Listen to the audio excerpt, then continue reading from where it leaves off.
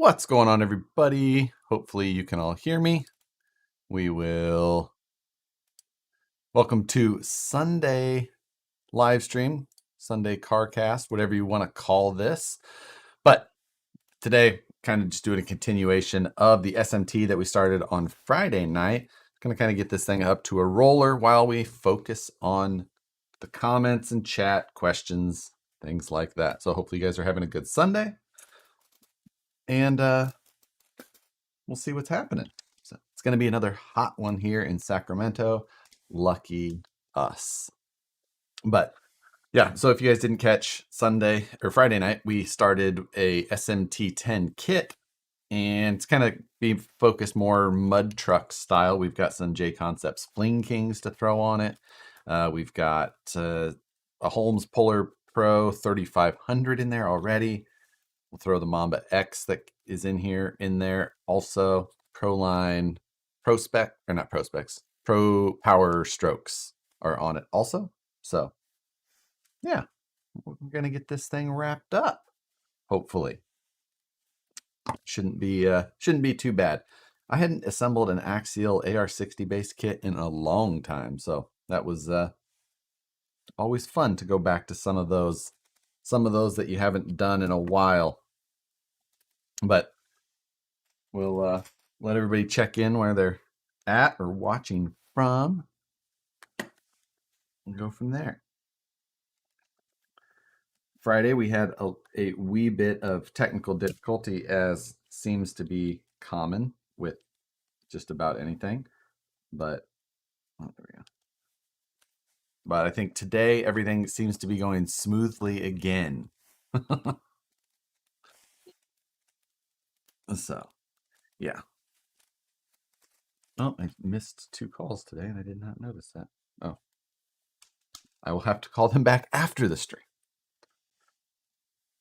Afternoon, everyone. Yeah, if you're, not in my part of it's still early here. I did go get coffee, but that was about it. Beyond that, I have not accomplished much else. Yesterday, I was busy all day as we installed the new stereo equipment in my Jeep. So that was oops, there we go. I've not had aftermarket subwoofers in a vehicle since like 2006. So feel like a damn teenager again, but so much fun. I dig it. The only thing I did after the stream last time was I installed the rear axle. So other than that, you guys have seen basically, well, I guess I installed the skid plate and rear axle. That was it. Had to bump the Jeep on the coffee run. I've got a couple hours of break-in time on the subs before I can really, before they're fully, they're running at full steam. So it's crazy what audio equipment is now compared to what it was when I was. How did the stereo work go? Does it sound good? It does sound good. It sounds very good. I'm very happy. These are definitely too long. Bass head for live. I know it never goes away fully. You're always like, I liked that. I wish I had that again. Finally, just went ahead and did it. So, but no, it does sound great. I'm glad to have it installed. Loud. There's I've got a couple. It is impressive how many less rattles new vehicles have than vehicles when we were growing up. But I've got a couple still. My rear slider is one of them. I left my system in my Camry, gave it to my daughter. She loves them.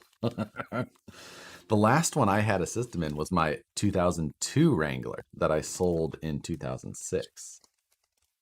So that's how long it has been. But yeah. So we're going to get this thing finished up today, and I was building this truck for Gunner, who we did his techno a number of weeks back. So we've done a few for him. He's local to me, so makes things super easy, obviously.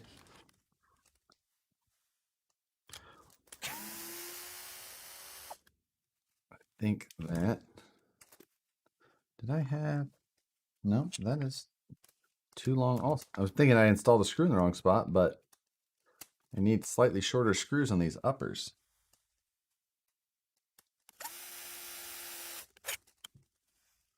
We'll figure it out. You'll more rattles soon after running the subs. Just crank the volume up more, right?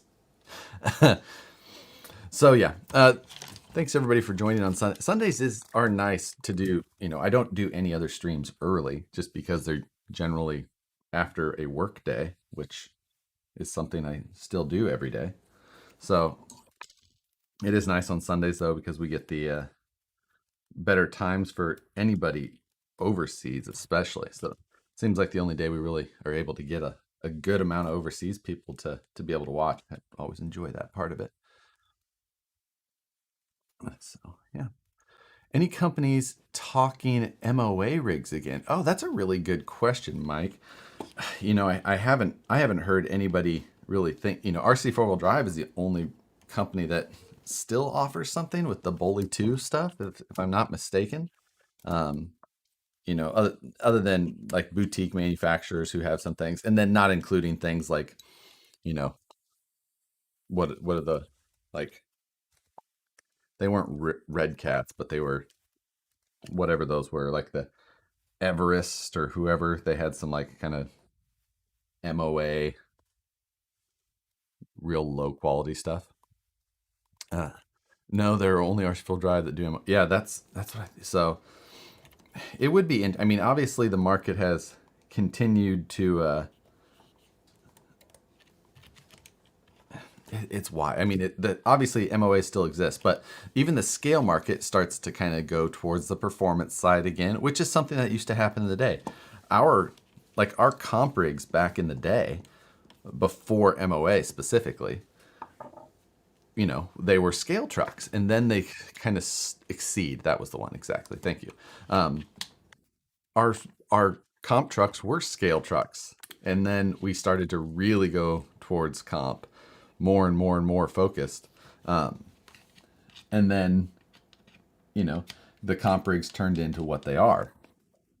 And it's a cycle, but Deluxe still has MOA kits as well. But aren't his like just a hodgepodge of like other people's parts that he combines into some sort of aftermarket package? And of course, what is it?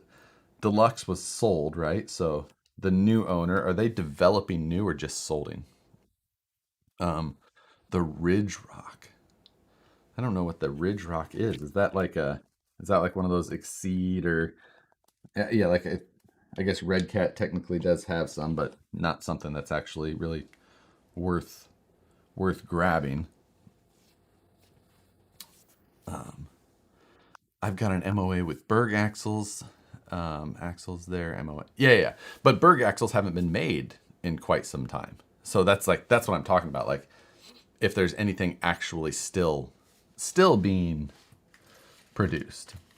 And I think RC4 Drive kind of is the lone standing person. Yeah, Exceed, and that's just not, like I said, it's kind of just like a kind of a toy grade option, not something that's would really be an option for someone who's looking for a quality or capable MOA. Is there any VFDs in stock? The actual VFD transmissions, I don't know if there is right now, actually, unfortunately. It is crazy what is happening with some stock items. Man, I think this summer could be pretty crazy as far as being able to find some RC parts. I mean, for us, being that we manufacture most things in-house, we should be in good shape. But a lot of other companies, especially trying to find kits from people, I think it's going to be really hard to find new RC kits as this summer progresses into fall. So don't forget to hit the like button. Yes, exactly. I had one of those. I put an SC Cherokee body on it. It looked insane. What? Oh, one of these SMT. I miss MOA crawlers. I miss MOA crawlers in some ways too. They always were fun. You know, it was just a different setup. But more than anything, I missed the competitions and the friends and all that. So that was my biggest thing. Axial did a MOA XR10 and they're getting same prices as the Ripper. I don't think they're getting the same prices as the Ripper. I think you can still find a XR10 for $1,000. But I mean, that's still good money. I mean, or a lot of money, especially for an MOA. Or, you know, for an XR10. Ah, that came apart. Damn drive shafts. Let me put that back together. So the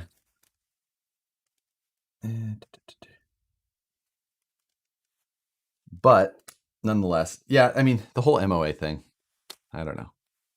Even if Vanquish did most in-house material shortage is going to affect it. That is a whole thing as well. I mean, we're trying to prepare for that as much as possible. But yes, I think we will be okay with how we are preparing. So, but you just never know. Josh, did you get that Losi to rub it into me? Darwin, I did not. If you were on my side of the chat when that was going on, you could have seen that Moose Jaw was like, "No, we don't have it." And I was just telling Matt, like, "Oh yeah, Moose Jaw just says they had it." And Matt's like, "Oh, you're probably gonna get the red." And I was like, "Oh, actually, Moose Jaw said it was the blue." He didn't say any of that. I was just messing with Matt. So, no, I did not get it. If they had it, I would have done it just to go rub it in to Matt, but they didn't have it. I was just trying to be an ass. So, I'm after a Bully 2 kit. I've got a Berg MOA that's getting modded. You know, I don't know how the Berg stacks up with or the Bully 2s stack up with the Bergs.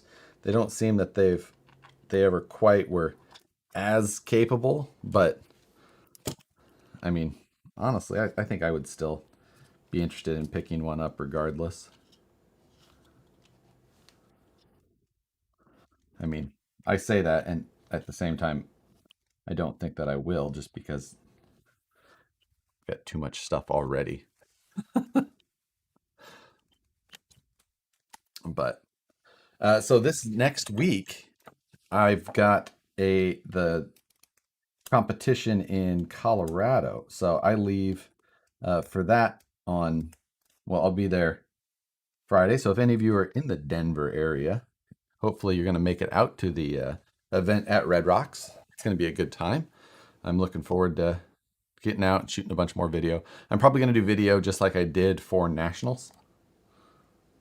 So I also need to do some work on my Power Wagon back there, as that's what I plan to take at this point.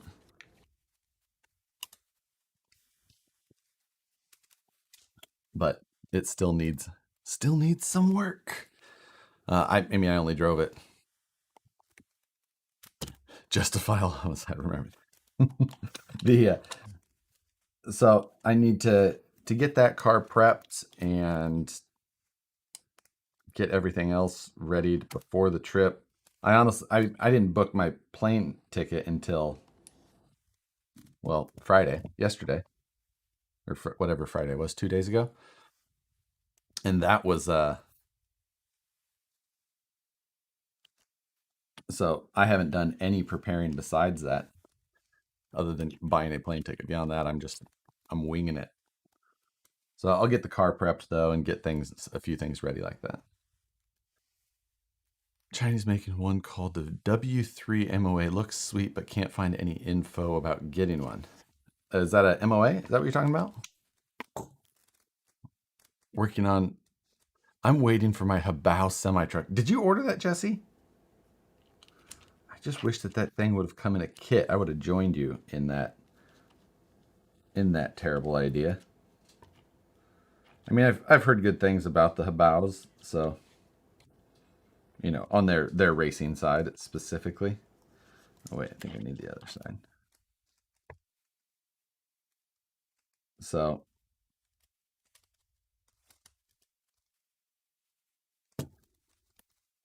there we go. I think there's something wrong with the PPC. Tried to order lower rear links for the Rift, but they aren't listed. Yeah. Do you have any advice for someone wanting to get their own, to start their own YouTube channel? Just start it. There's no trick. Just start it and start making content. Nobody's going to watch it for a while. And you just sit there and you make videos and talk to yourself and get no views. And then over years of time, you start to gain some momentum. And once momentum starts going, it keeps building.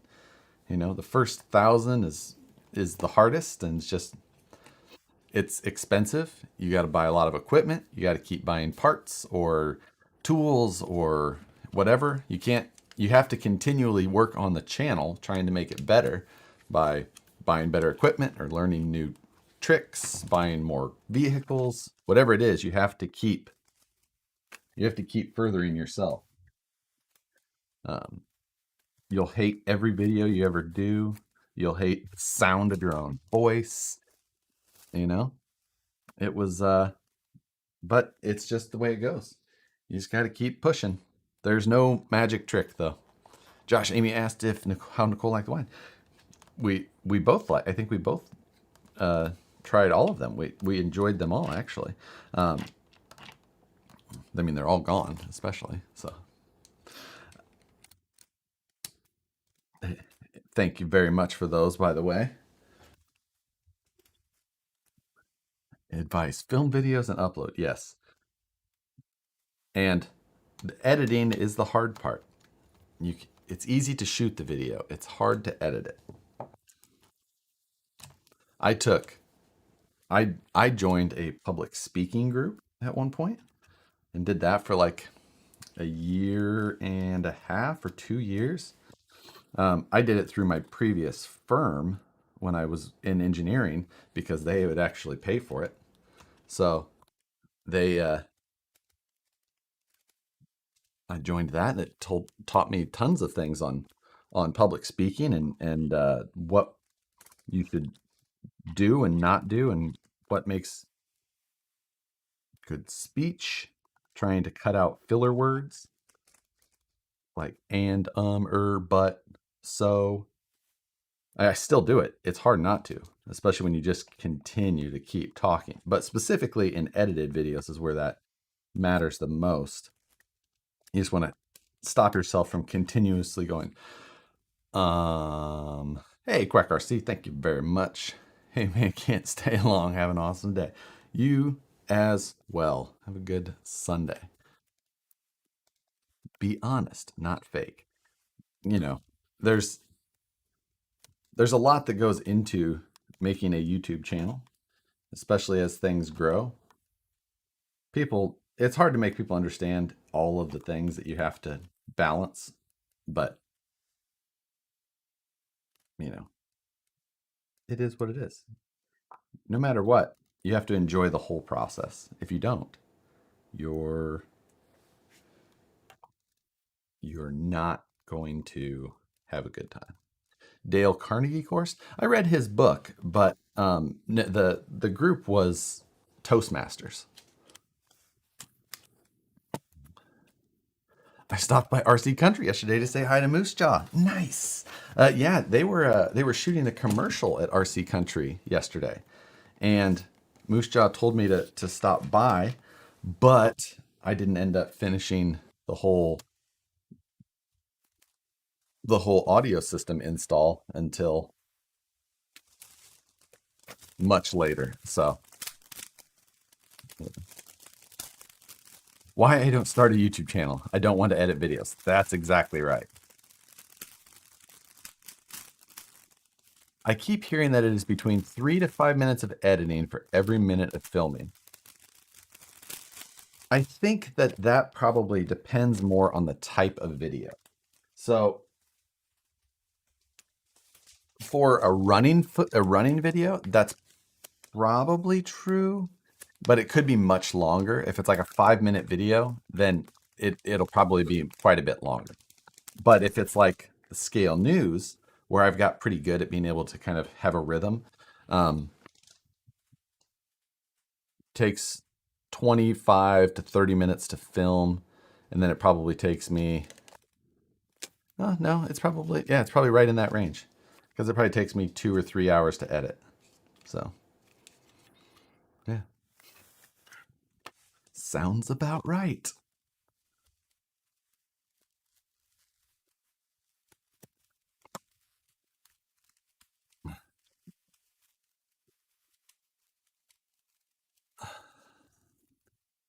There we go.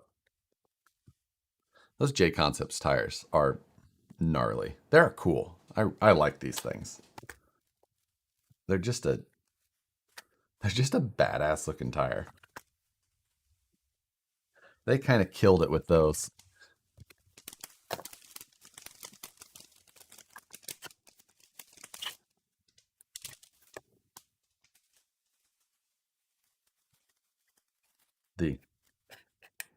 And the dragon wheels with the paintable center cap. You have to like that as well. Got to go to work on a Sunday. All right, have a good one, Quacker C. Thanks for joining, man.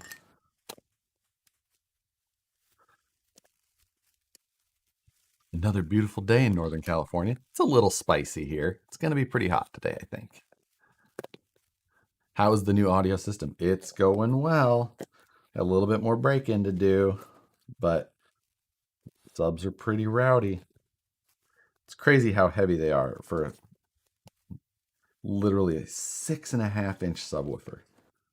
It's like it's this big around, but it's this tall. Josh, do you have any pics anywhere on your audio install? On my Instagram story, they are. Granted, they're actually, some of those might have expired, but I did shoot a little bit of video during the install. I'll probably throw something together. So, there we go. These tires are glue-on, so I really don't have to, I'm just trying to get them seated in the bead so that they look good. Because I'm not gluing them, because I don't glue tires very well.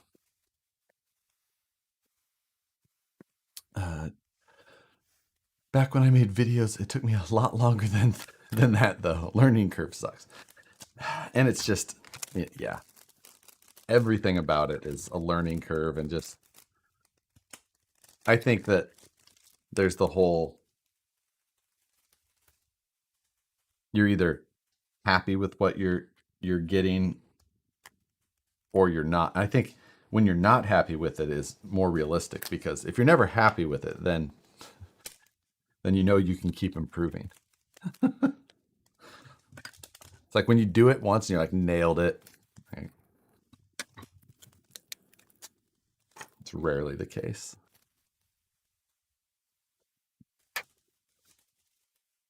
Man, these kids.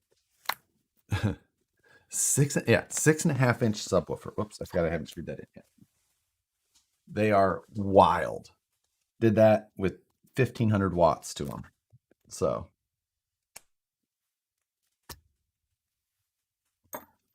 makes loud noises.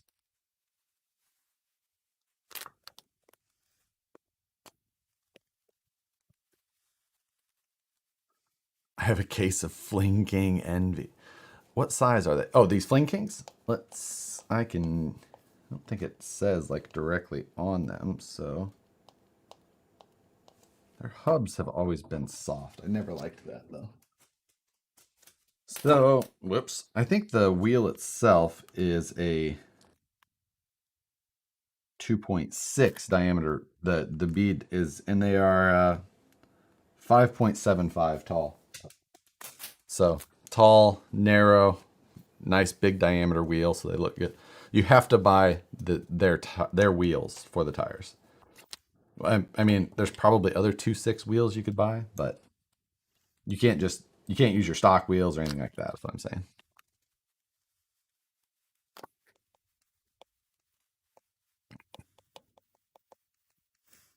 Waiting on wheels for my Mohawk. What's it say? For my Mohawk and Dumont paddle combo for my Yeti. I don't know what any of those things mean.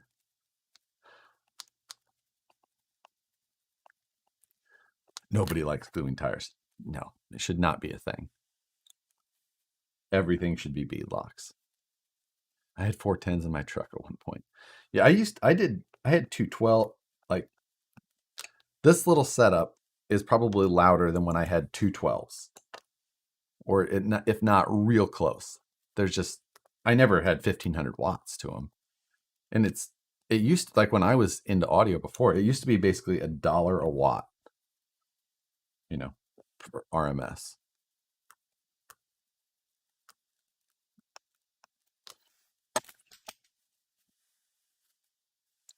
All right. Oh, I need to make sure that I'm putting same hubs everywhere and that they're clearing. They are. I can use the narrowest.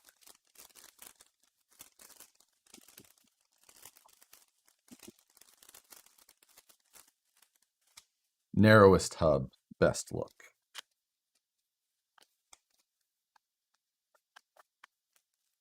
There we go.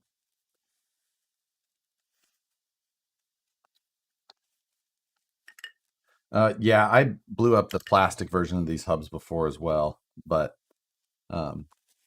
this is not my truck and I don't have the aluminum hubs, so.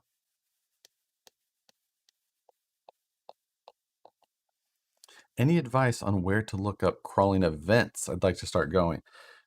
Man, it's hard to, I don't have a good place to tell you to look.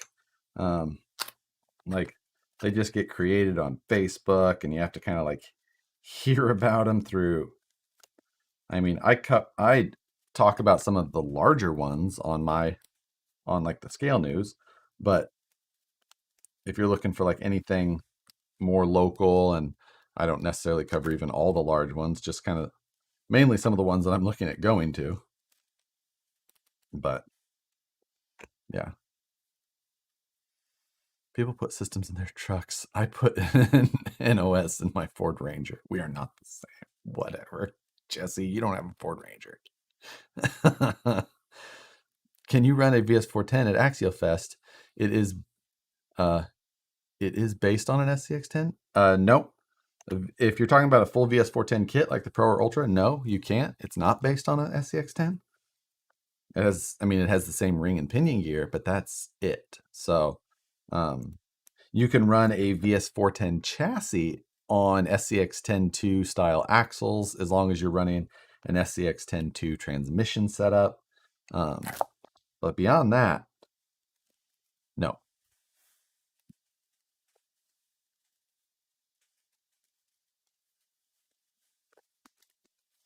Oh, we got to make sure we put them on the right side. These are the other side. And seated. There we go.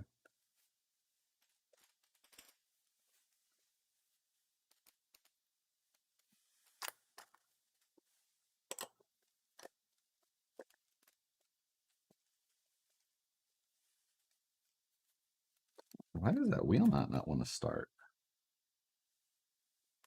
Like as soon as it starts, it's like it's the wrong pitch. I mean, I'm sure it's not. It goes on fine on the rear stub. Do we get a bad stub axle?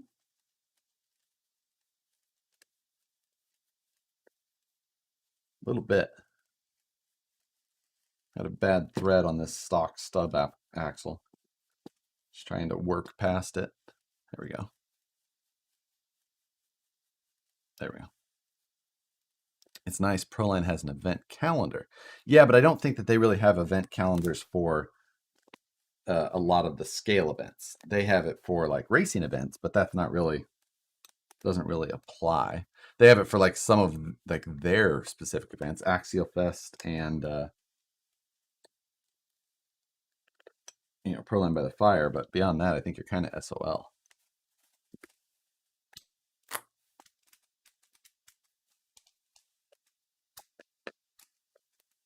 Yep.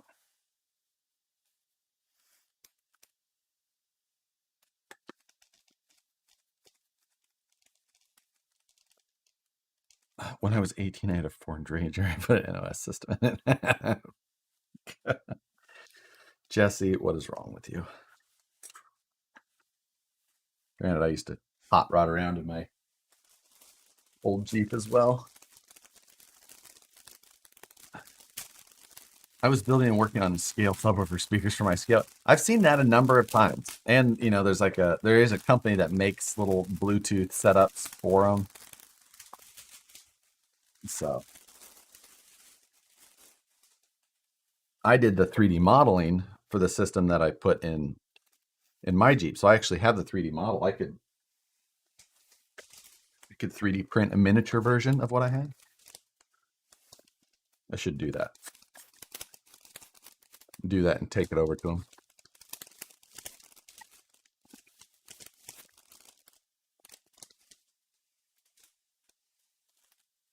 Because that would be fun for no other reason. And make sure we put the rest of these wheels on in the proper orientation. What's the best way to make a 10.3 to a 4-wheel steer? I mean, if I was going to do it with a 10.3, I would use an SCX10-2 front axle so that you had a centered one. And then from there, you want to find one of the SCX10-2 axles that you can get a servo on axle mount for, unless you're trying to fab a panhard mount and all that. Because if you're going to keep it a 4-link in the rear, you need to have servo on axle for proper geometry.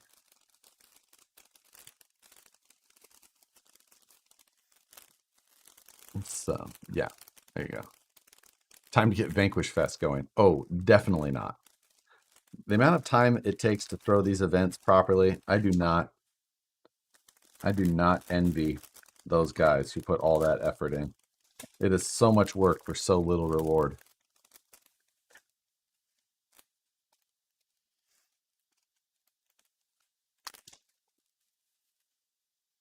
It is a thankless job in comparison.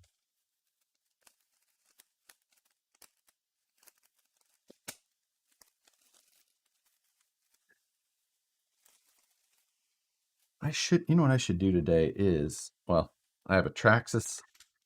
I want to start my TRX4 brass build today. And then I'd like to go run the drag slash a little more. Where's all the pussycats this morning? They get locked out if Nicole's not in here. And really, they just, even if they weren't locked out, if Nicole's not in here, they're not in here. They're attached to her. Go ask Nicole if she can give those the sniff test for you. Not nearly as pungent as Proline tires. Granted, I still don't mind the smell of Proline tires. Do you have a 3D printable Jeep CJ grill? I do technically, but it's not one that I've like put out there, and it, you know, it would have to be like for what? Like it's not, you know, it's not sized to fit anything specifically or anything like that. Saw someone's build with a bed full of subs and they were all waving to the jam.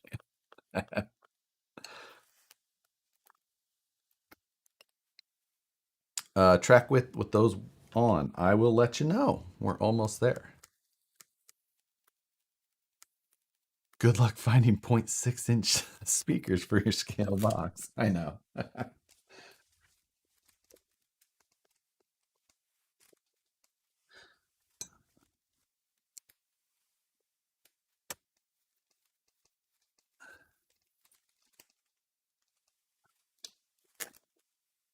Okay.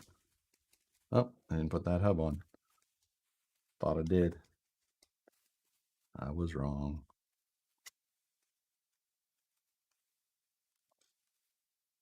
That started.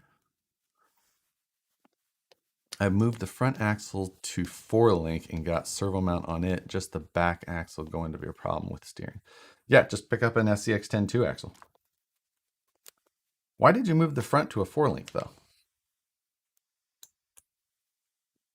I mean, I would have left it 3-link with the servo on the chassis to make it look better, but okay. Can I get a hell yeah? Stone Cold. I don't know what Stone Cold's voice means. Like, I don't.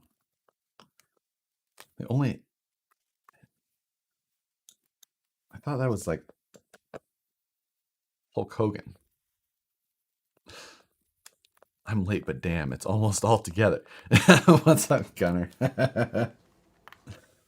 It is quite close. We were close on Friday night. I just hadn't bolted the axles to the chassis, really. Other than that, I've got to do the. No, I already did that. Never mind. Drive shafts on, links on. We're getting damn close, really.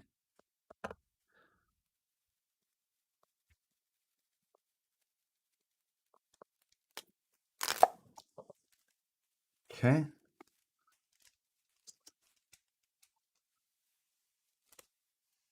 Another one of these. We'll measure the track width here in a moment. Don't forget to hit the like button. Yeah, hit the like button. That tire seated properly.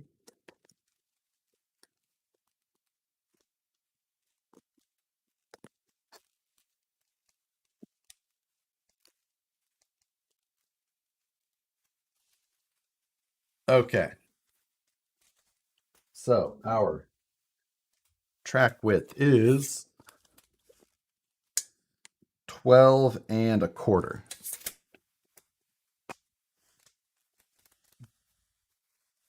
It's about the perfect width for these.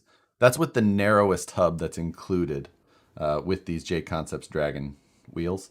I think that's the best look. You know, you start going to the wide ones and it starts looking very, very RC. Very RC looking versus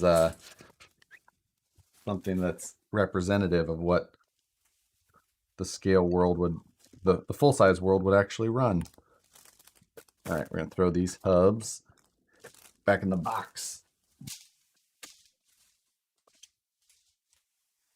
I need to install the sway bar stuff still. There's the mounts. Where's the arm covers and such? That's servo saver stuff. We don't need that. We do need to install the servo still. Oh, there it is. All the last parts in the bag.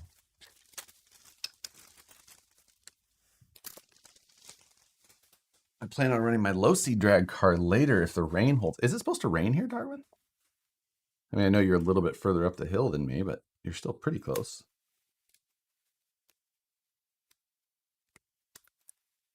I did not know that there was supposed to be any rain, but I feel like I should go do a little bit more drag carring around. Go have some fun. See if I can put some times down. Okay.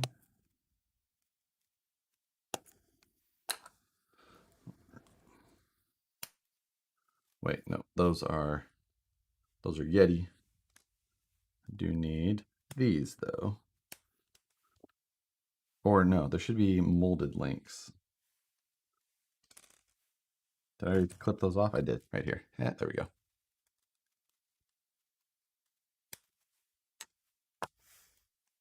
Okay, sorry, I've been missing some comments. I just got a pro boat, river boat. Hate its steering. Well, jet boats steer weird anyway, don't they? And Sorry, I missed some comments. They scrolled off the screen before I saw. What happened to 3 hours of build time on Friday and that's it? I know, Jesse. This one was just very much in my way still. And I'm just like, I'm just going to put it together rather than like try and clean it up and put it in the box. I've been telling some people over email, I only promise 3 hours worth of build time. Beyond that, it's just lucky. It all just depends on whether or not I have the time or not that I have the time now. I should be working on other things, but this thing was axial kits are fun in their own. Oh, Darwin, you're in. Sorry, there's another. I'm getting you confused with somebody else who lives very close to me. My bad.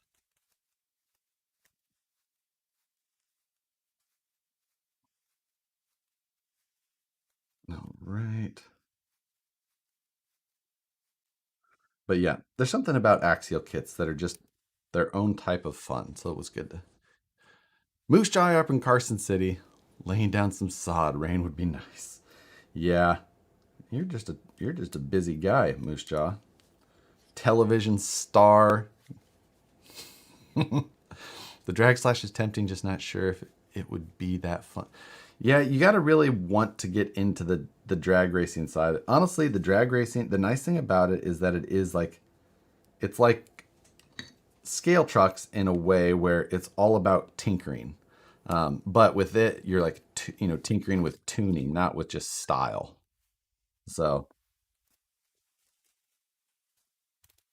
for me, I do like to work at the bench more than anything. So it's not exactly like my typical style, but something I do still enjoy. Okay, there's the links. Where are the clamps? Thought I already put, there they are.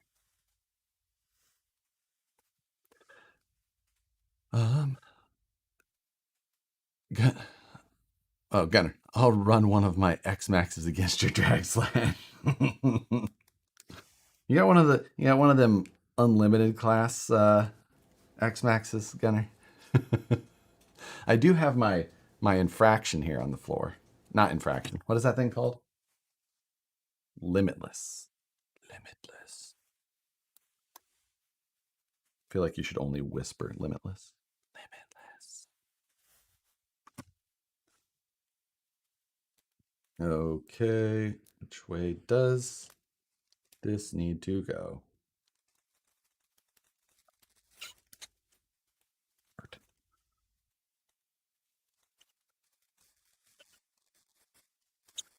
That proper? That looks close to me. I think we're all right there. Let's fire a screw in it, see what it looks like.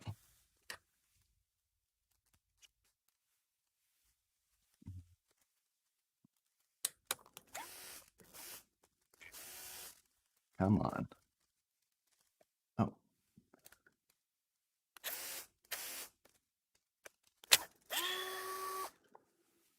I shouldn't have put that screw there because that one needs a.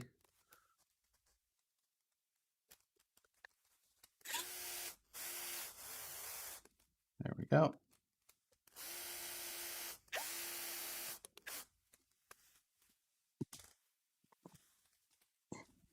One side in, one to go.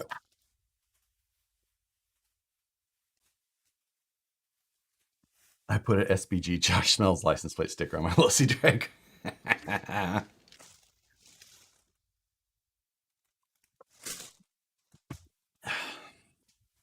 see. What's the opinion on the Pitbull Rock Beast XL194 trailer? Honestly, I loved the Pitbull tires. The Rock Beast especially. The XL's big tire. And I always liked how the Pitbull, the original Rock Beast especially, I loved how that drove. But the XL, I liked the way it looked. I loved the width. Just a lot about it I really enjoyed. Now, I don't think it performed quite as well out here as some of my other tire choices that I preferred, so I never really ran them as much. But as far as but they're real close and they look good. And like back east where I used to live, Midwest, they were great. So I know you're in Ohio or Indiana, aren't you, Craig? Um, so I bet you'll like them. I would absolutely, I would absolutely tell people that they're worth trying out, seeing how you like them in your area.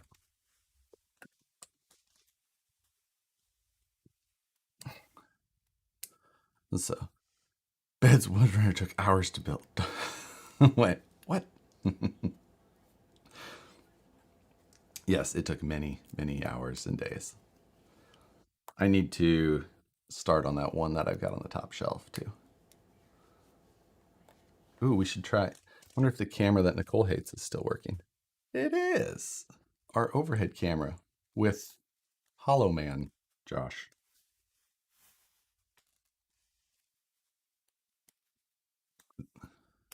The fun with technology version. Now, granted, the little version is what I should do is move the webcam so it's like a different angle too. Because this camera here is not the same as my regular camera that you see me on.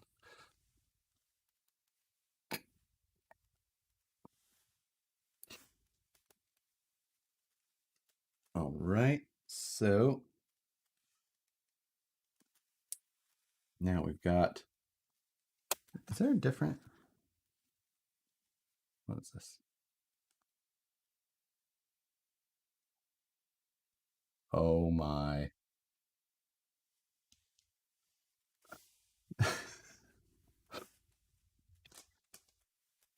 One of my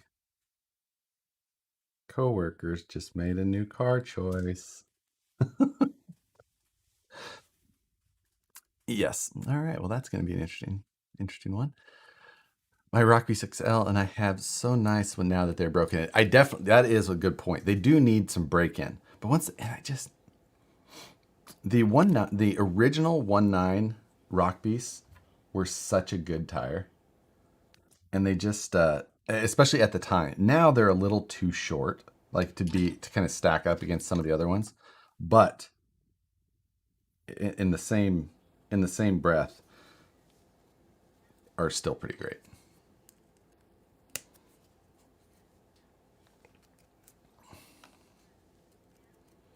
And you know, Pitbull's a Midwest company, so it makes sense that they work really well back there. Pop out that top. What do you find wrong with the other camera angle? So what did, oh, honestly, there's just, so when you're, for these like streams, I've got a Sony 6400, which is the normal camera you see me on. This one, that's an A6400 by Sony. Then above that, directly above that, I have a webcam mounted. And that is because that's the camera that I used for live takeover with Matt.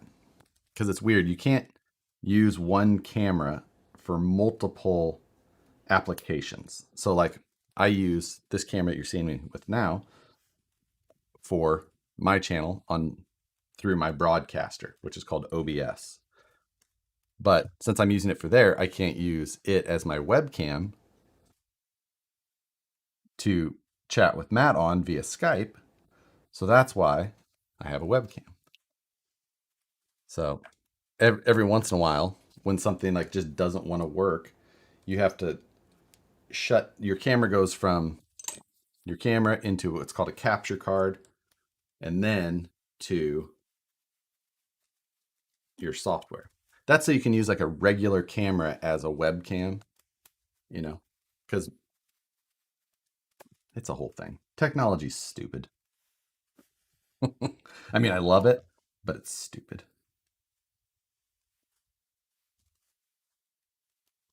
I wouldn't trade it. Like Nicole was saying, she's like, did you figure out, like before this stream today, she's like, did you go test your cameras? I'm like, yeah, it works fine. She's like, well, what happened? I go, I don't know. Just turned it off and back on again. But when we were in the middle of a stream, I wasn't going to shut down the whole thing, do it again. Dumb. Dumb. but 'tis what it is.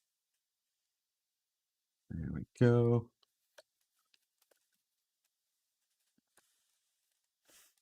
That is a great camera angle with you overlaid on it. I like it as well. I think I'll probably play around with it. Matt played around with it a little bit on Livestream Takeover a couple of weeks ago. Yeah, not Live Takeover, that's not true. Lightroom Live.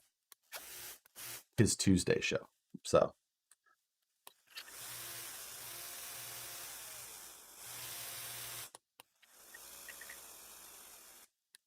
there you go. Boom bang. I've had nothing but good things with Pitbull tires, Rock Beast, Growlers, 19, 19XL, and 22. The Growlers I did not care for.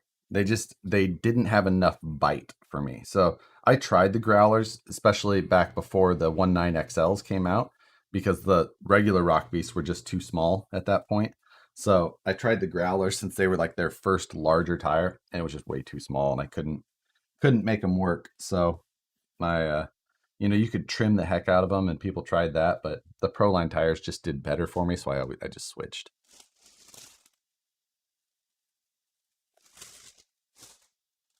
I think the original 19 is a great in-between. It is a great in-between size. I just don't run in-between sizes very often.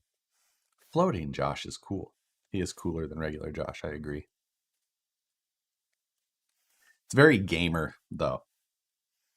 I'm not trying to be all gamery, but obviously those guys know what they're doing at the same time. They don't think technology's stupid either.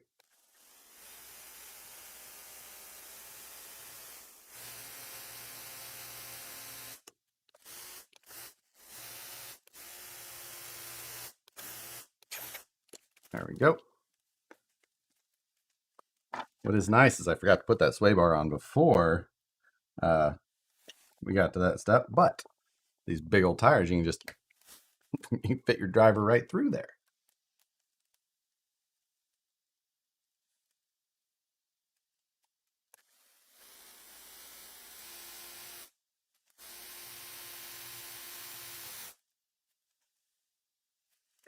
Okay, sway bar is on.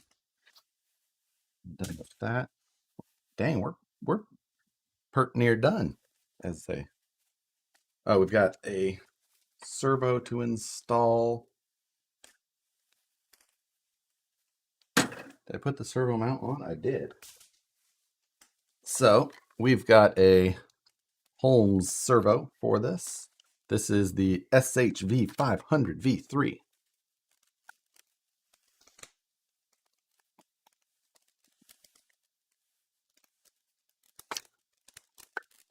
Josh, you think you should print mini Folgers cuts in place over the stacks in the rain?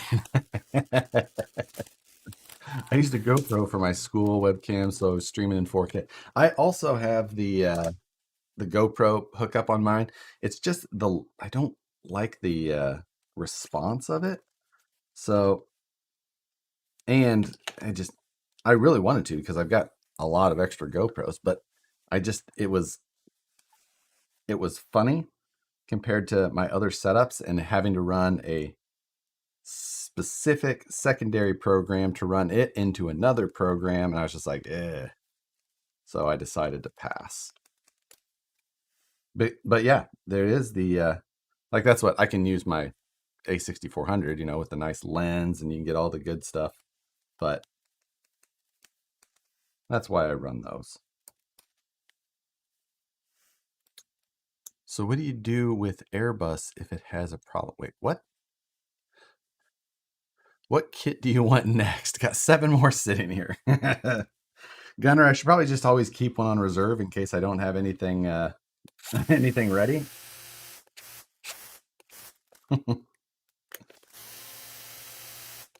I am gone next week at being out in Red Rock.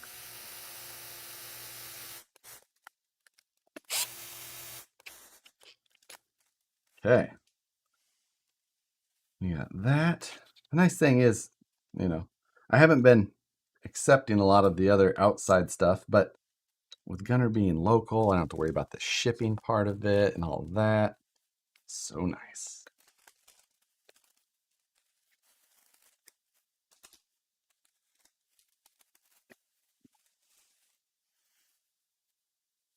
So we're going to just, man, I nailed the servo position in one shot. Sometimes I surprise myself.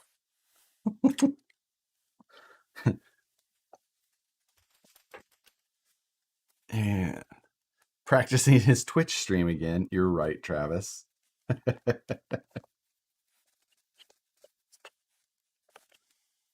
Right. We'll go to the regular one.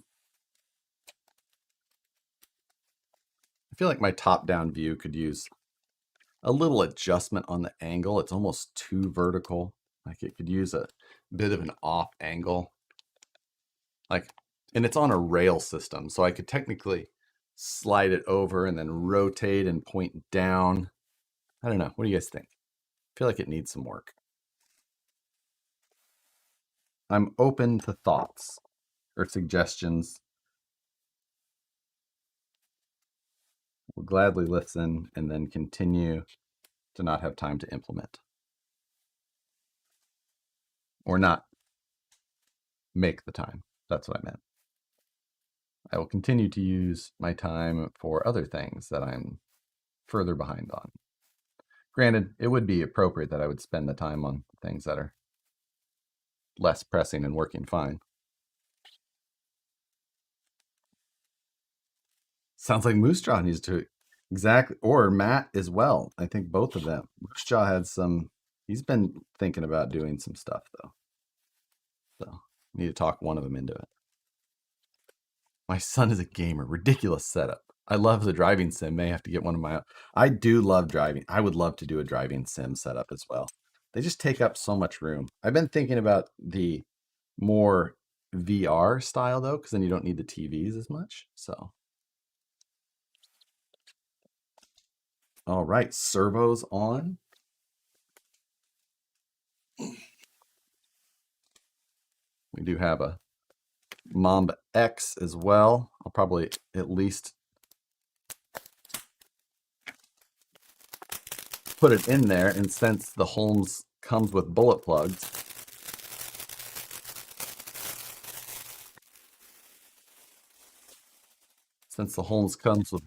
we could even plug that part in. Maybe I shouldn't do that because that still means he would have to take it out to solder the power wires. Well, maybe not. Let's see. If the power wires are in a reasonable place. Oh yeah, they could easily be soldered with it in the vehicle.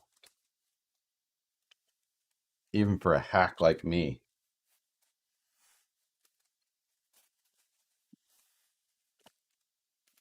Okay. We've got things on the bench that don't need to be on the bench.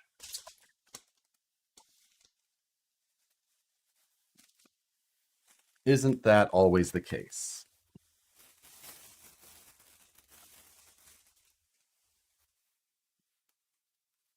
All right. So yes. Base hurts, are you way behind? $1 a watt for good quality stuff, not the pawn shop crap. Yeah, that was back then. Now I got the one that I'm running now is an audio control 1500.1, 1500 watts, and it was like $800. So, granted, the whole I didn't actually have to pay for any of the audio system because I've been teaching or working with the company to convert them to 3D CAD rather than 2D. So, as part of it, we came up with a box for the Jeep and then designed it. It'll be a product as well. And then, yeah. So they provided all of the equipment and everything. Just trying to make sure I got these in the right order and that I can do my ABCs. right.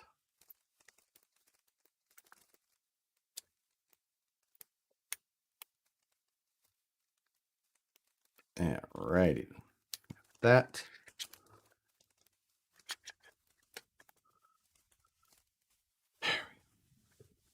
I have zero idea what the right angle is, but perfectly straight up and down just isn't. You need some angle. I agree there. Musha and Matt doing a painting demo. Paint off. I never got my question answered Friday. If your Ripper a concept or does it actually have a serial number? If concept, not allowed in the Ripper only. The serial number for mine is P02. It is the second. It has a serial number. It's just different than the others. There you go. Ha. Technically, I don't know if it's lasered, but I assigned it the serial number.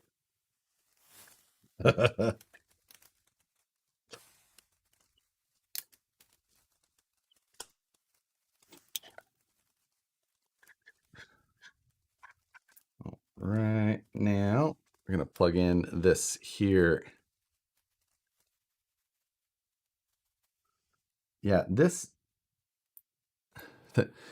looks as tough to put electronics into. Looks as tough as a Capra to put electronics into. It is not the easiest. I don't know if it's as tough as a Capra, but it's definitely. Actually, I know for a fact it's not as bad as a Capra. A Capra's the worst. Oh, dang it. It is. It doesn't want to. That ESC tray location, not technically perfect for this Mamba X. It raises it slightly. It'll be all right. A little double-sided, stick them, and it'll be fine. Needs some zip tieage. We'll get to all of that later. I am going to throw the JST on this servo to make sure that doesn't get lost.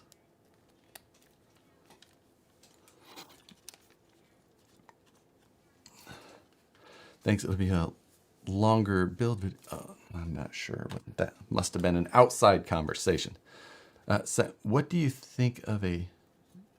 Oh, sorry. First of all, damn you. I was forced to order an SMT10 Friday night. Second, what do you think of a 25.5T 1500 kV motor for it? 25.5T. 25.5 turn? 1500 kV. Usually you don't see kV and turn the same. 1500 kV. Man, I would go faster. I would, honestly, the Wraiths and SMTs like this, if you want to huck them, I still would rather go with that 2700, 3000 kV range, just so you could really send it. Now you're going to break parts if you do that though. 1500 kV, probably a lot more reasonable, less breakage, but make sure it's a 4-pole. If it's 25.5T, they don't. That's not normally how they consider 4-poles. So I would definitely make sure you're getting a 4-pole. If you're doing a lot of 3D CAD, I can't remember a Space Mouse high. Can't recommend a Space Mouse high enough. It makes you Terpsy.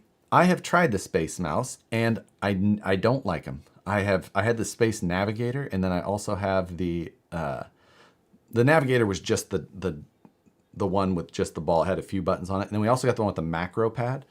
And the problem is that I am a two-hand CAD person, one on the mouse and the other on the keyboard.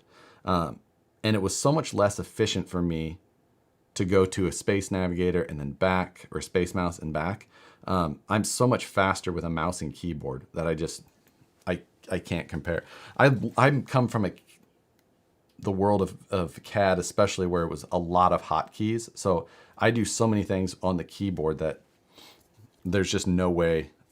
I don't even think that it's possible to be faster with a Space Mouse than it is with a mouse and keyboard. I really don't. I can move around with a mouse around a 3D model so quickly anyway. Similar to a Bomber and a Wraith, cages can present a bit of a challenge. Yeah, they can, but it is nice that this one's got some vertical spacing. So, like your motor and trans is all down here, and then the electronics are up higher. So you get a little bit better there. What color are you doing? I'm not doing anything on this. This one's actually going back to Gunner when it's done. This is his truck. I just didn't have anything for this Friday, so I'm building his. Did you use the stock gears in the SMT? Yes, this right now is basically stock other than the nice Power Stroke shocks. And then, of course, the electronics, wheels, tires, blah, blah, blah. Things that aren't included with this truck. I have a Mamba X and a Holmes Polar Pro 2700 kV. Do you think that's enough power for the Rift? Was thinking about the kit. I think that, yeah, I think that it's probably a decent amount of power.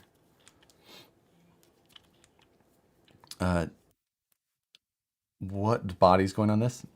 He did not provide a body, Moose Jaw. And so I don't know. I think he was talking about... Oh, I know exactly which one he said. He said he was putting the van body on this. That new Charisma van body.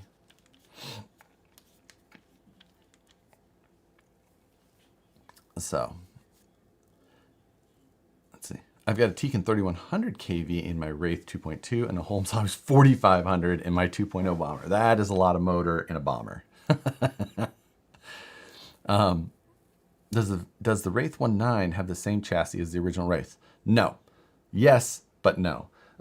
It's got the same side panels, but the lower rails, the skid plate, sections of the front to facilitate the chassis mounted servo and panhard, all different. So it's really just kind of the sides and the top piece. That's about it. Other than that, it's very different.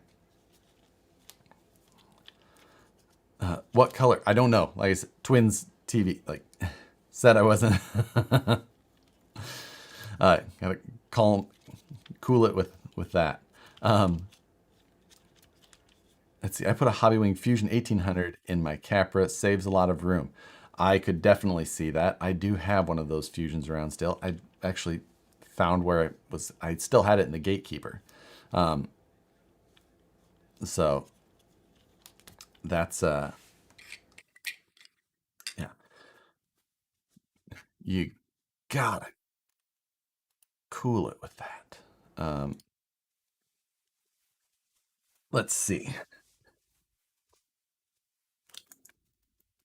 It does look good. Kerma has posted 50 photos of that van body on their Facebook page. Yeah, it actually, the proportions of it looks much nicer. Everything looks pretty good. It just, vans are tough, and the Proline one kind of looked a little odd, but it's I think that Charisma one is gonna be a hit. Let's see, what else do we have? I think other than the specific painting parts, we do got to put some of this. My stock gears lasted 2 minutes, so just a heads up for. Oh yeah, I mean, they're just AR60 axles, so now they should have lasted longer than 2 minutes for sure. I mean, I've ran stock AR60 gears for a good amount of time on big power, so that something sounds up if you blew them in 2 minutes. Now, if you blew the spider gears, I get that because it's only a 2-gear spider. So I look away and someone spams the chat. I know, Jesse. I took care of it. If you have a question, you can post it once and then chill out until it gets read. As soon as I can get my hands on that van body, I'll get it. Charisma wants $80 to ship it currently. Dang. Oof. That's a little out of hand. Little crazy. I mean, I've paid stupid prices for shipping of bodies before, or stupid prices for bodies, but not normally just a current body that's new. So we're going to put all these little beadlock screws in here. Are the trailing arms the same length, front and rear? Yes. If front arms are shorter, I want to run a set under my right. Nope, they are the same Yeti trailing arms, front and rear on the SMT. No difference. I know it's a little out of your realm, but drift motor ESC question. I have a 13.5 censored motor and currently have an XR10, but it has no reverse. would like a new ESC 2S with 100. So Dale, had asked Alex, one of my mods in here, for hit because he's a drifter, and he was talking 13.5 if you want to kind of be crazy drifter guy, 17.5 if you want like just kind of a normal entry into it. But I did buy the XR10 for mine. It's around here somewhere, right here. I think, yeah. I bought the Hobby Wing XR10. Did I buy a 17.5 or 13.5? I think I bought a 17.5. XR10 17.5 for my drift car, which I still haven't brought in here to show you guys. The Moose Jaw finished the body. That's something we have to get done on one of these Sundays too. So I put steel tubes in my AR60s. Yeah, I mean, you can do tubes. Of course, I normally just do V2 axles. But yeah, try living in Europe and buy stuff from the US. Shipping and customs tax. Yeah, I know what you mean. Alex is the one that got me this exact setup. He did warn me on the no reverse. Dale, I didn't honestly know anything about the no. He warned you. He didn't warn me. He just said, "Here, buy that." So I just bought it. Okay, there's that. I've got a few other things to throw in this box. Make sure Gunner has all his parts.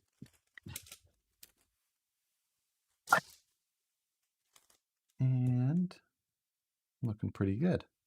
Springs, parts, shocks, pegs, lucky.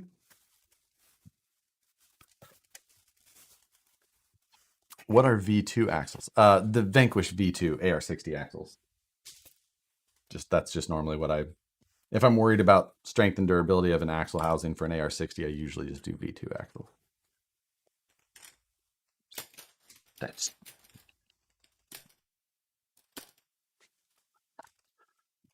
because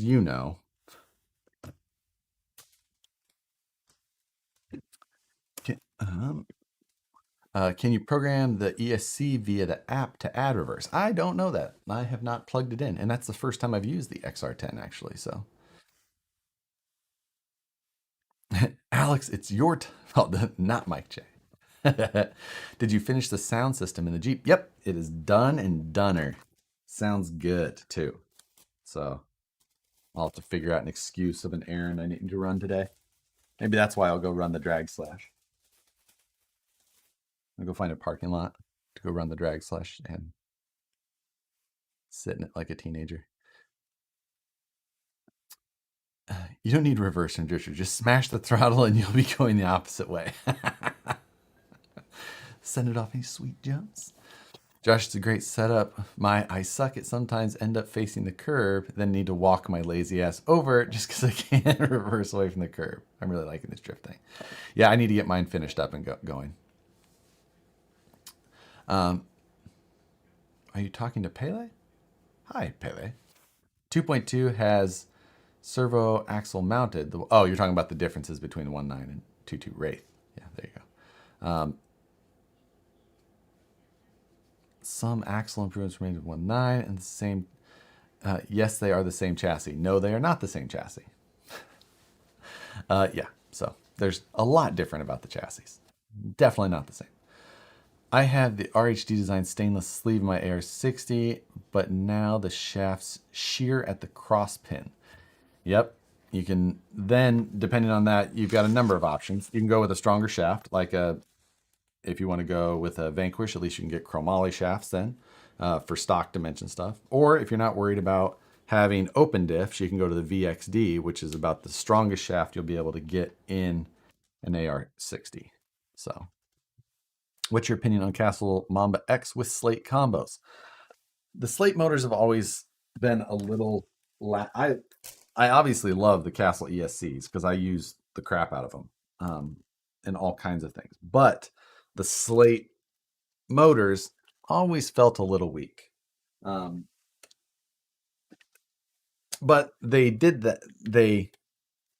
what they were shooting for was something that had better startup, and to do that, they ended up kind of cutting down the what do you want to call it?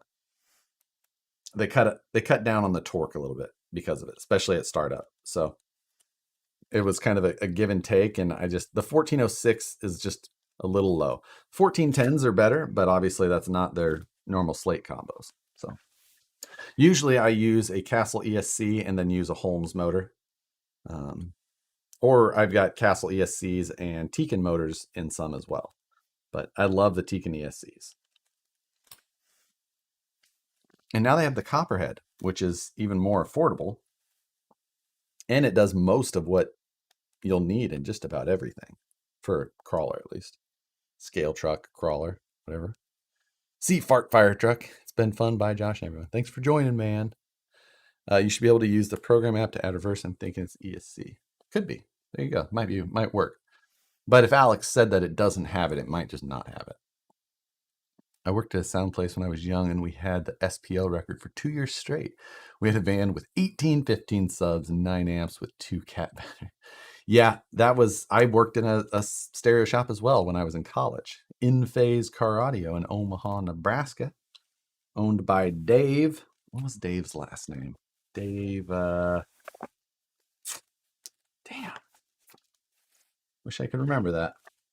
He was a good boss. But yeah,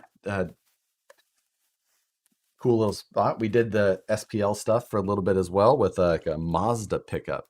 Had, the big Lexan windows and concrete floor and sides and top. It was wild. Do you have the Ecto pre-ordered? I do not. I've got a few elements. I just don't know I don't know if I'm waiting on that one or not. I bought the Vanquish SCX 3 portals from RPP, and they costed me close to $700 before I had them in my hand. That's, man, yeah, the overseas port or duties and all that. That is rough. Josh, I know you're not a fan of 2.2 tires sometimes. Why is that?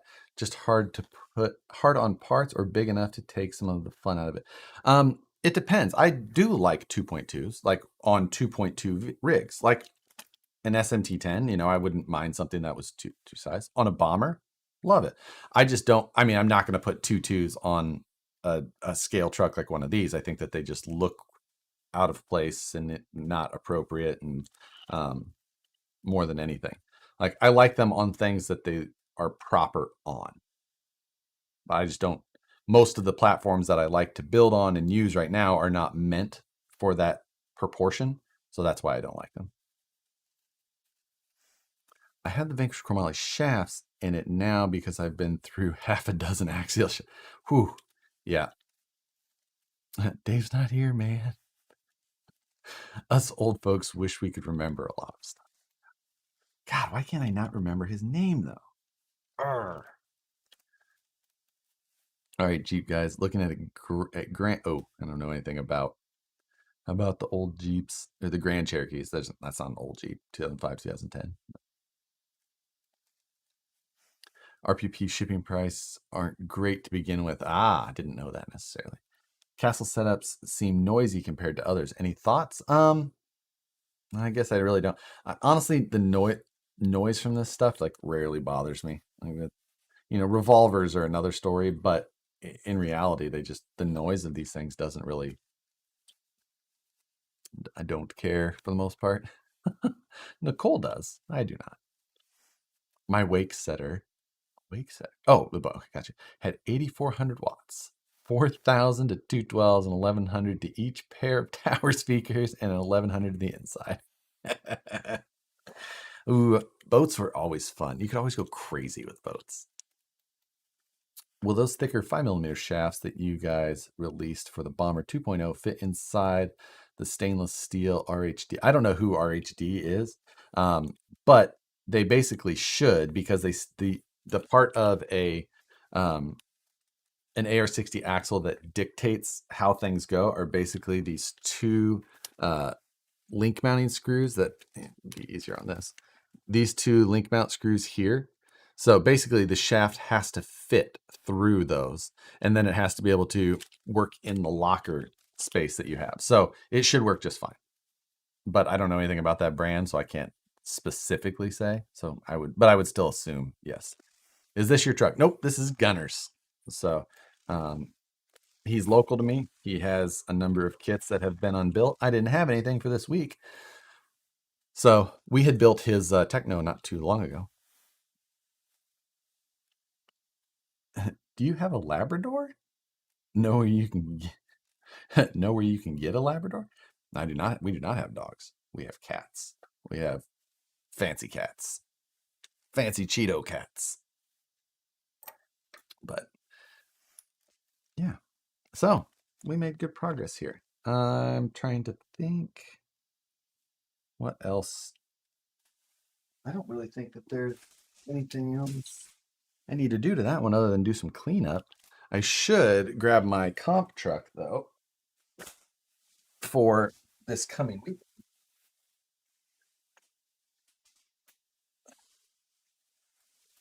And I need to come up with a game plan on what I'm going to do with this, what I need to change and whatnot.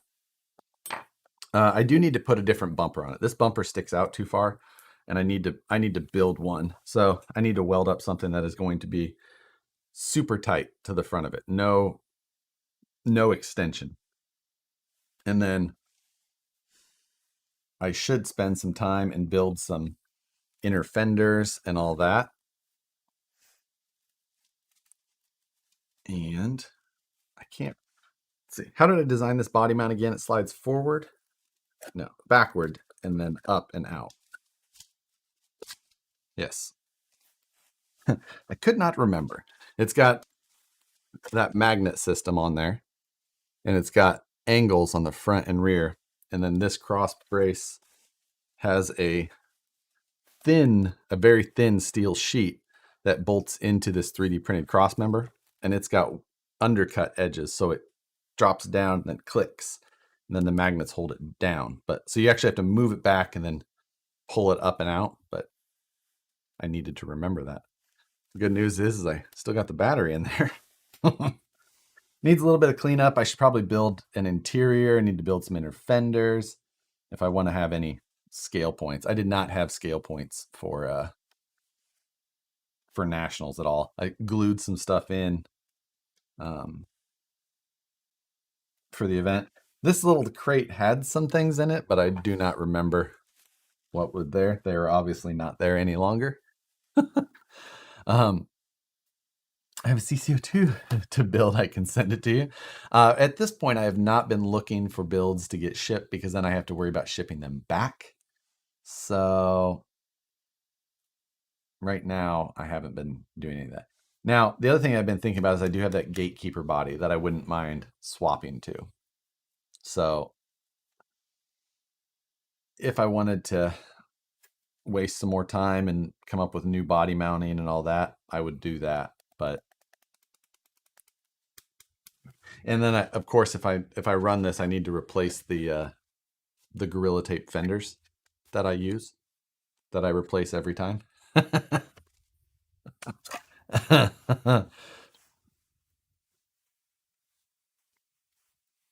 So yeah, but I might throw that not gatekeeper. What is that called? Cliffhanger body.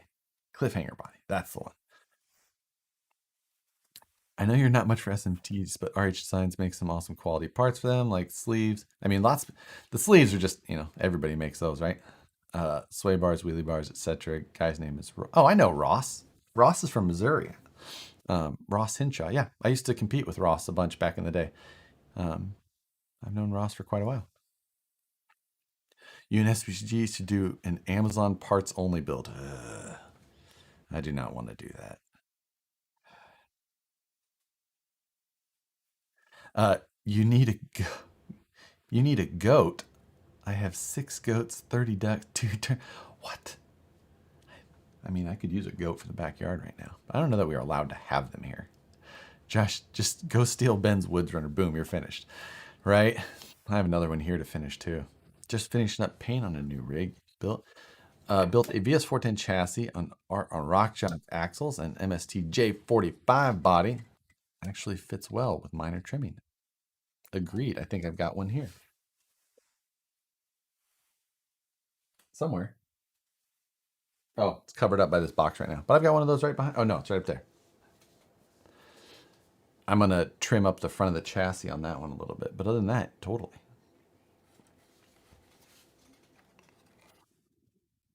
And I still have my old Emax 309006 black chassis on original brush motors. Oh, man.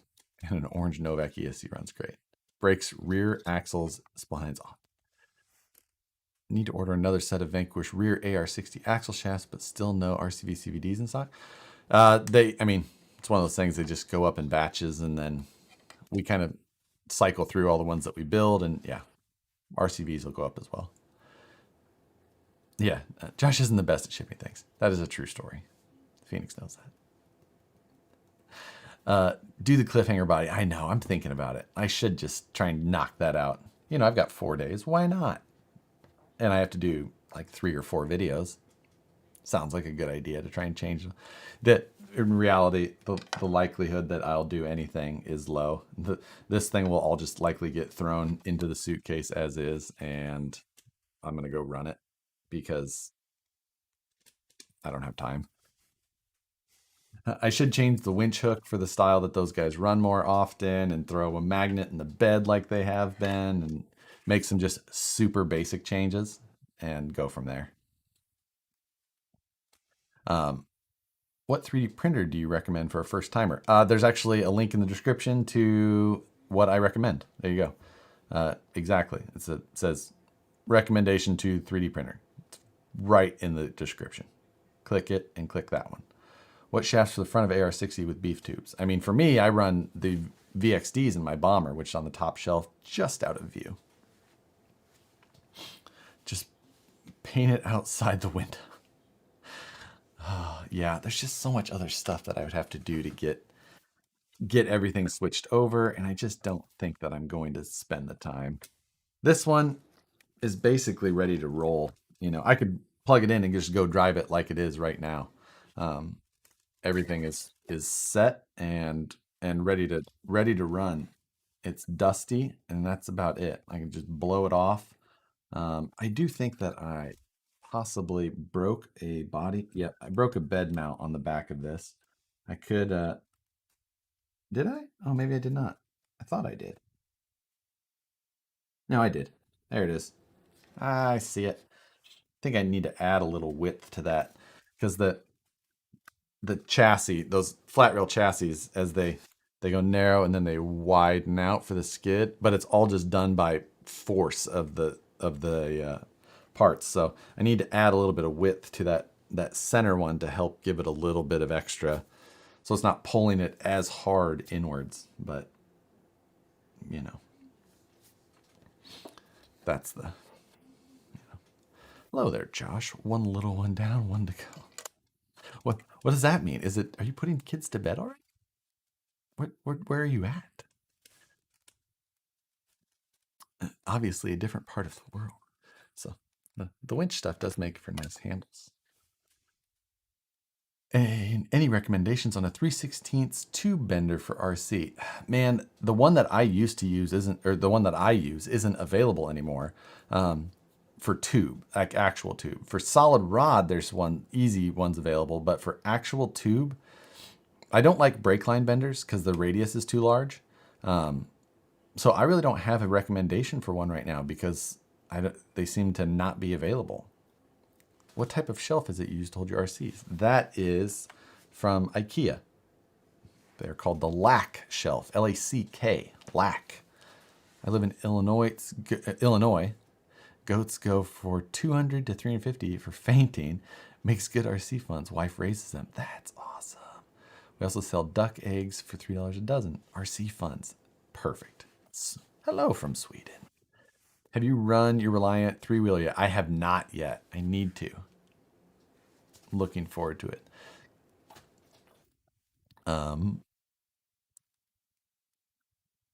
Small and big wheel manufacturers, what would you run if Vanquish didn't exist?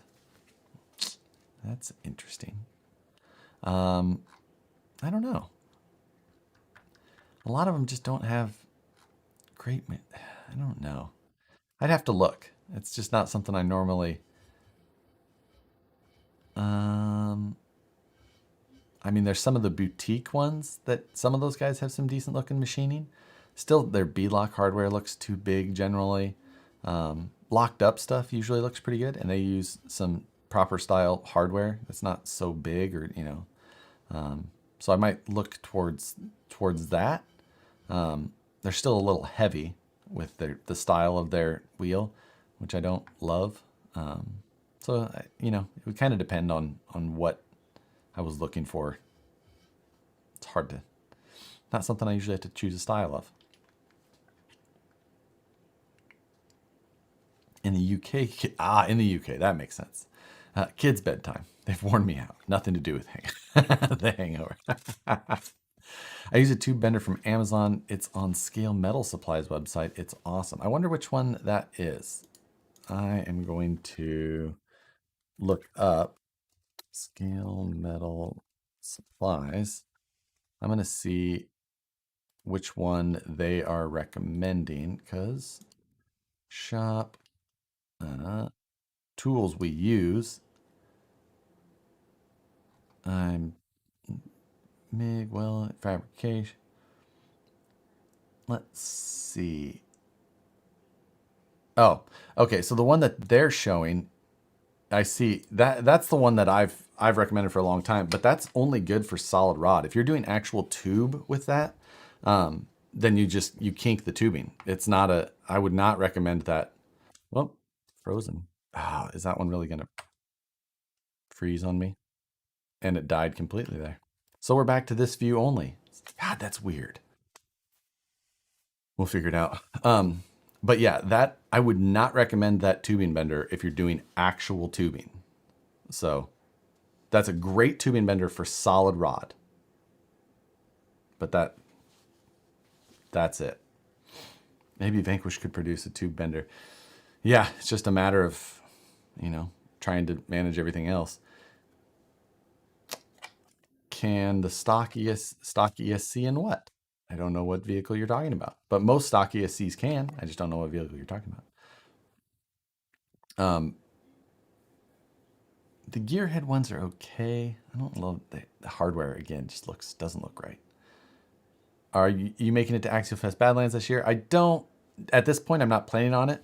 But I booked my flight for the for Rocus Rojo Friday, so I don't necessarily plan that far ahead. I use it with all types of tubing. You can change the dies. Oh, I know, I have it. I use that one all the time. I know I have all the little dies. But if you're using DOM or even brake line, it doesn't give you the proper smooth bend. I have a bunch of tubing benders. It works well. 90s are tough. Yeah, like 90s are common though. I have that tubing bender. Do not recommend for tubing, compared to like nice proper tubing benders. Yeah, it doesn't support the tube properly. You will kink it, especially if you're trying to. So, yeah, not one that I would go with for tubing. And like I said, I have it. I use it all the time because it has, without a die on the bender at all, you can get really nice tight. Like that's what I used for the very front of this, that little loop. That's an 1/8 inch piece of steel that I took and I just bent super tight and then cut off and then just TIG welded it onto this bumper and got that. Again, not for tubing though. So if you get a good tubing bender, you'll see how much better the bends are and how you will not see any of the distortion in the tubing, and it's just the benefits far outweigh what those tubing benders are. And so definitely worth. There is, like, the one that I'm using most right now was made, God, I can't even remember who it was made by. I just know they've stopped producing it for so long now. I think I paid like $80 for it. I've got a Northwest Fabworks bender. Haven't tried tubing in it yet. I do remember theirs I think is about $200. But I don't remember. Is that one still available, Gunner? I can't remember either. You should give in and give Badlands a try. The variety of terrain is really good. I've kind of crawled out in that area and in areas like it. Events are fun for really good terrain, and it's hard to beat, like out here or like I'm going to, Red Rocks this week. That really cool terrain as well. So the Midwest terrain is fun. Granted, I've been through Badlands full size stuff, but never really wheeled there a lot, and definitely never taken an RC. But floating Josh is weird, but I like the overhead camera a lot. I've got some things to adjust with it, but we'll get. Oak and Shield Productions, Fatty Matty. Thank you. That is exactly the one that I'm using, and that is a great. That's the bender. Love that one. Mr. Fancy with his TIG welder. You should. Is it all steel tubing, not solid rod, or on your cage builds? Does it make for a heavy truck? So I try and use tubing where I can. If I'm trying to be as conscious of weight as possible, I will use tubing. I use DOM tubing where possible. I don't like brake line; it's too soft. So I'll use 3/16 DOM. It helps keep things light. And then I will often use 1/8 inch solid rod as bracing, because you can get it nice and, it's just small and thin pieces. Let me see. Let me grab this build over here.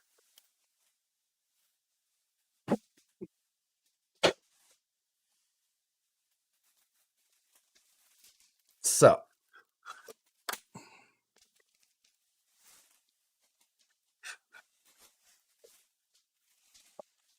this one here, I'll leave the body on for now. Doesn't really matter. I've got cardboard in there to make templates for inner fenders and all that. But so this is all 3/16 tubing, and you can kind of see how everything flows. This one hasn't been really cleaned up, but the joints are still good and tight on there. It's all brazed, and then this is some plate work. You can see that I kind of did for the upper shock mounts, and then that's a piece of 1/8 that runs between them, just for, I don't know, fun or extra, something different. But it's also,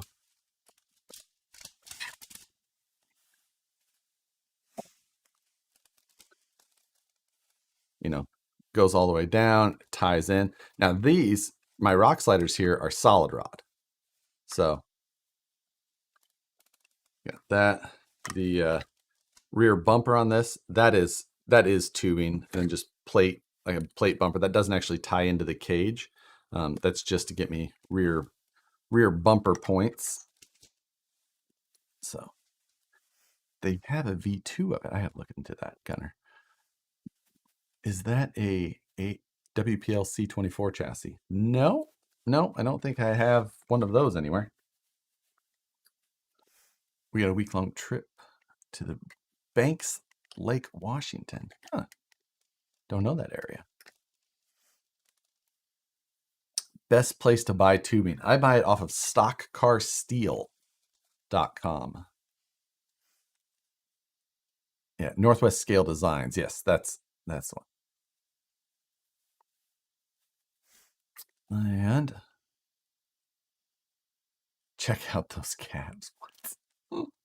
I use 3/16 stainless tube, nice and light. I don't mind stainless tube.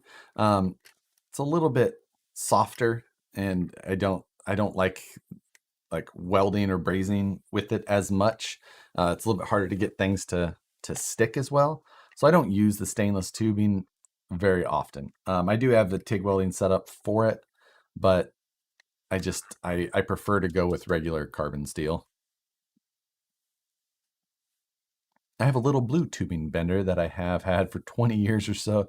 Use it to plumb fuel tanks with, great for brass tubing. I'm thinking it's a Dubro brand bender. I think I know the one you're talking about. I've seen those as well. They do work well for some of that stuff. When you try and get into like steel tubing, they I don't think that they quite have the strength for some of that without. I've seen some of those, like those type of ones, kind of like snap. One day I'll have a cage like that. This one was fun. I need to finish this truck. I just liked this cage setup. This piece here, this black piece, was actually kind of a fun. It's a 3D print that bolts to these shock tower extensions, and then you can see here on the side, right? I'm gonna get it at a better angle, but you can see that right there. That's a 1/8 inch steel rod that's actually inserted all the way through it to give that whole piece strength, because there is a piece on the inside of the body here. You can see. Can you see it? Oh, it's all black, so it all kind of blends in together. But basically, this 3D printed piece that sits right here, that's bolted to the body with these tiny M2s all across the back, it keys into this. So since the body pokes through the cage, or the cage pokes through the body here, I didn't want to blow out the tops of this body all by, when you land on it, it would transfer that force in through the body into the cage, and I didn't want to do that. I've had builds like that in the past, and the problem is that you just destroy bodies. So by doing that, it'll distribute the force onto this mount and into that metal, and that way it supports the body better through there, and I won't damage the body. A little overkill, but a little over designed for what it is, but why not? So yeah, that's what I did there. So you can get a little blue one at Harbor Freight. I think that's similar to the one. I've got one of those as well. The problem with those style, or those brake line tubing benders, is basically what those are usually designed for, is that the radius is just too large to get like really good looking RC. Like this one here is probably about half the size of what those ones. This is even a large radius, where like some of these are much tighter even than this, and the brake line style benders don't give you as tight of a bend. So what size tubing do you recommend? 3/16. RC isn't my only expensive hobby. It's just dropped $630 at the liquor store. Oh, Westmade, that's. I would like to see the quality of the bar that you've. I have to imagine it was like some fancy whiskey or bourbon or something like that. I feel like Westmade is fancy like that. Let's see.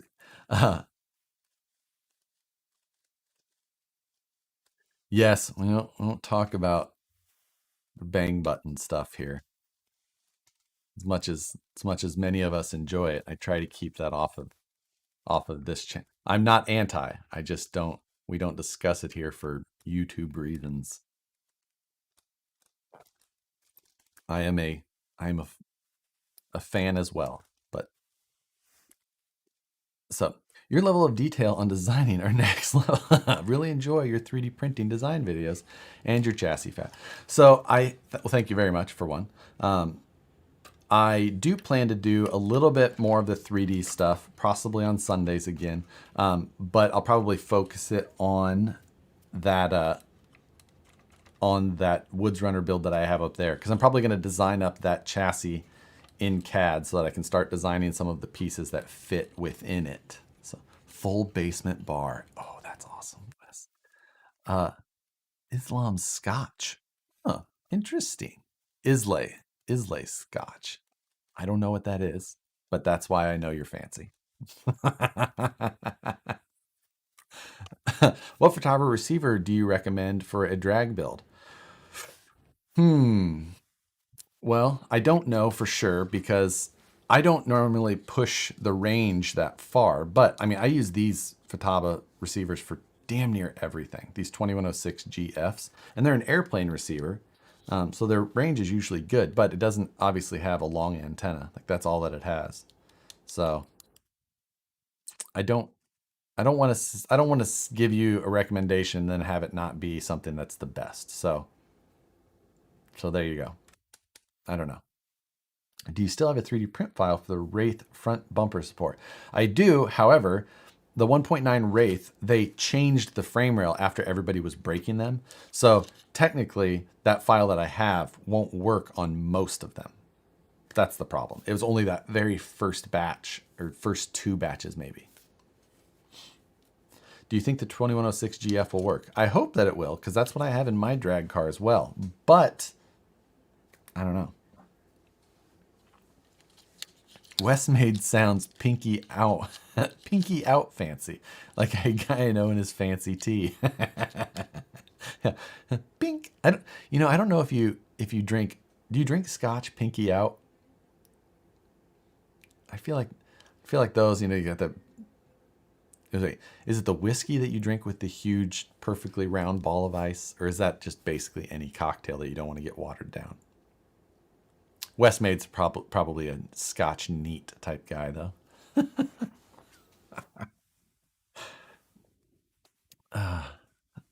So, you know.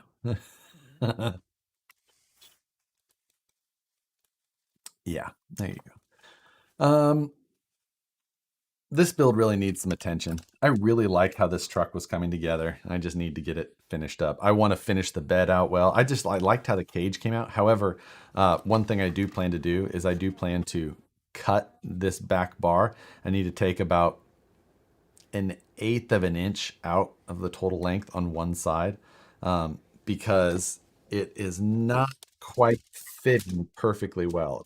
When I slide that all the way back, you can see this corner sits perfectly over the chassis. However, this one, you can see it doesn't want to like snap. It goes over, but if I had 1/8 of an inch more, it would sit and snap over perfectly like this one.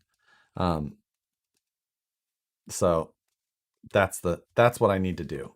If I push the body back just a hair, it sits on there really well, but it doesn't want to rest there. So that's what I'm gonna.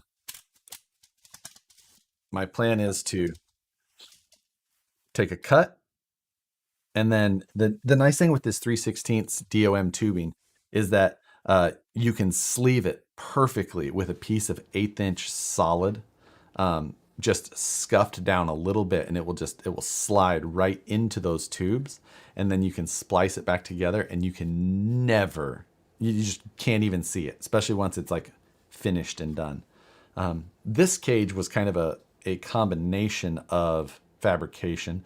This top portion is all brazed with silver solder and a torch.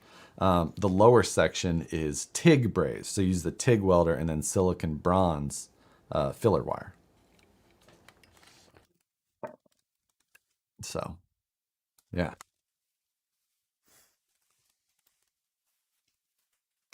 I'm willing to bet Ben has, just not offered. No, this one, I mean, this one is not one that I've entertained any offers on or had offers on specifically. But there's a lot of reasons that right now this one is not planning to leave. So this was basically my test truck for the VFD transmission when we were first releasing it, or before we were releasing it. I had started, I think we released the VFD in the Vanquish VS410 Pro in June of 2019. Yeah, June of 2019. And I think that's right. Yeah. Anyway, whatever it was, doesn't really matter. So we had been testing it since like November the year before, and that was what this truck was. It had just a set. You can see the chassis in this is an unpainted version. It was a test chassis from before we even released the first VS410 at all. It's just kind of been a lot of different things for me during that whole time. It's got a raw D44 front axle, and then it's got my original portal rear axle setup that I had in my VS410 Pro. So from before, I replaced it with one that was anodized in that truck because I wanted it to match the front axle. But this is just kind of a combination of test pieces and first things that have been a lot of different places. So there you go. That is why I like this truck so much. What do you use for dies in your fender hood fab to get nice lines? Do you use 3D printed similar to your floor stamp jig? Hold on, what do you use for dies in the fender hood fab to get nice lines? I don't understand what you're asking. Please let me know. Bad Lexan mold. No, the Lexan is fine. It is mine. This side is just a tiny bit too long compared to this one. Like I said, I'm probably 1/8 of an inch longer. You know, it's like with custom fab, I didn't get this perfect. I mean, the back looks almost dead on as far as how it's mounted in compared to that bumper. Like you can see how everything just lines up almost perfect, but it's likely that I'm just a little bit off. So if you get the tubing tight enough, do you need filler or can you just fuse weld it with the TIG? You can fuse weld it. However, I do not like that method because you have to get it a lot hotter. So I like to use silicon bronze for my filler because you can actually, silicon bronze melts at like 1700 degrees Fahrenheit, where the steel melts at like 2400. So you can just heat the filler enough and it flows like solder. Now it's a slight amount less strong than a regular TIG weld. However, more so than anything you need in RC. So it just allows you don't have to get the metal as hot. You don't distort things as much. It's so much easier. It's so much better.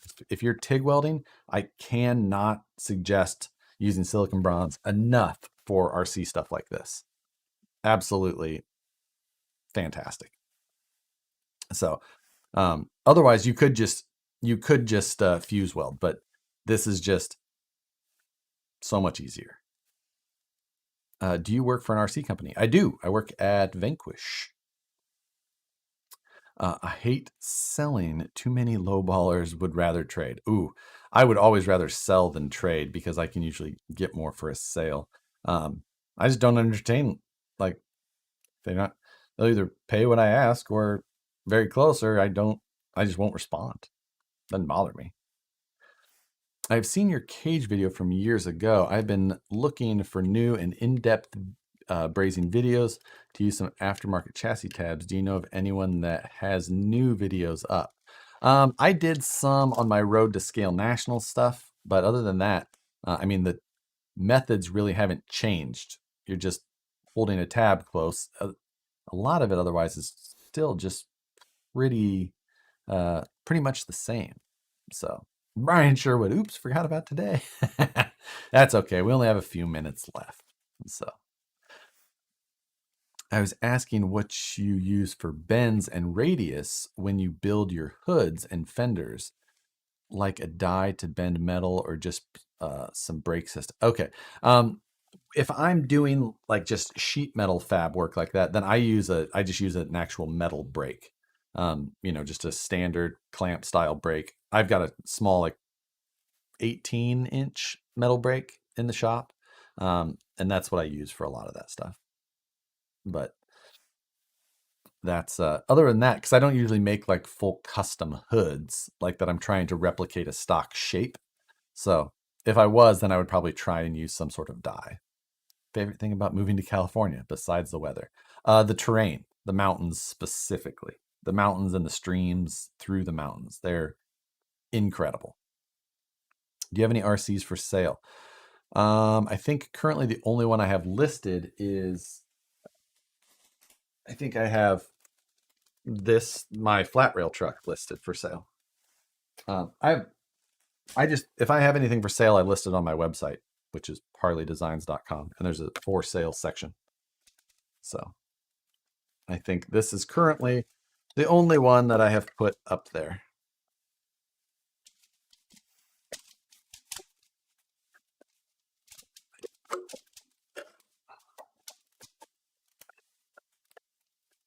Get it in? Is it in? Yep. Go. That rear skid is cool. Yeah, I just needed something for bumper points. So, and they wouldn't let me just count the top of the cage. So,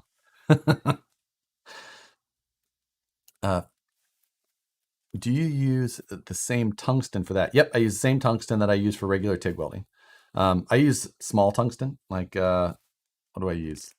1/16th, I think is what I use for my tungsten. But yeah, same tungsten, just a different filler, and it's cheap. Have you done your tube bending chassis show yet? I have not. It's in the plan. 2 minutes left and only $2. Thank you, Brian. Much appreciated. So I will do that video here before I do. I use fused welding with doing sheet metal work on cars because you can work it with the dolly and hammer and planish it flat. Yeah, I've done it with like real thin sheet. Like when I'm doing like real thin sheet metal, I've used that, or I've used just like real thin filler wire. But I like fill welding itself every once in a while, but for the RC stuff, especially tube work, I'm telling you, can't recommend it enough.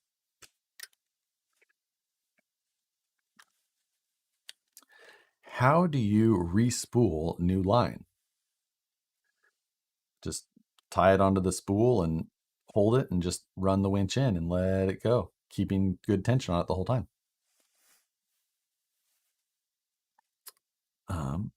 I'll give you 20 tacos for it from Taco Bell. Words you don't want to hear from your girlfriend. Oh, yeah, exactly. Let's see. Is this still frozen? Nope, but it doesn't even come on at all. See?